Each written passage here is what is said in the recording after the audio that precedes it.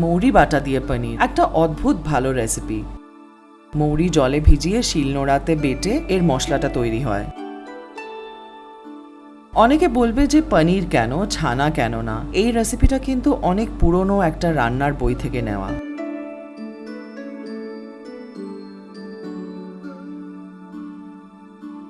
ভালো গাওয়া ঘিতে তেজপাতা আর গোটা মৌরি ফোড়ন দিয়ে একটু কাঁচা লঙ্কা আর তারপর মটরশুঁটি দিয়ে ভেজে নিতে হবে।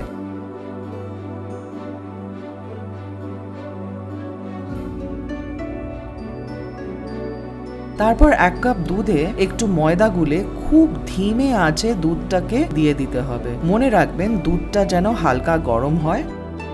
খানিকটা ঘন হয়ে আসলে 1 বড় চামচ আদা বাটা দিয়ে দিতে হবে আর তারপর বেশি করে মৌরি বাটা দিয়ে হালকা আঁচে রান্না করতে হবে। মশলাগুলো ভালো করে মিশে গেলে টুকরো করা পনির দিয়ে দেবেন। এই রান্নাতে পনির ভাজার দরকার নেই। নুন, চিনি আর একটু বেশি করে ঘি দিয়ে একবার ভালো করে ফুটিয়ে নেবেন আর আরো কয়েকটা কাঁচা লঙ্কা দিতে পারেন। ব্যাস, মৌরি বাটা দিয়ে পনির রেডি। খুব সহজ, খুব তাড়াতাড়ি একটা চমৎকার রান্না।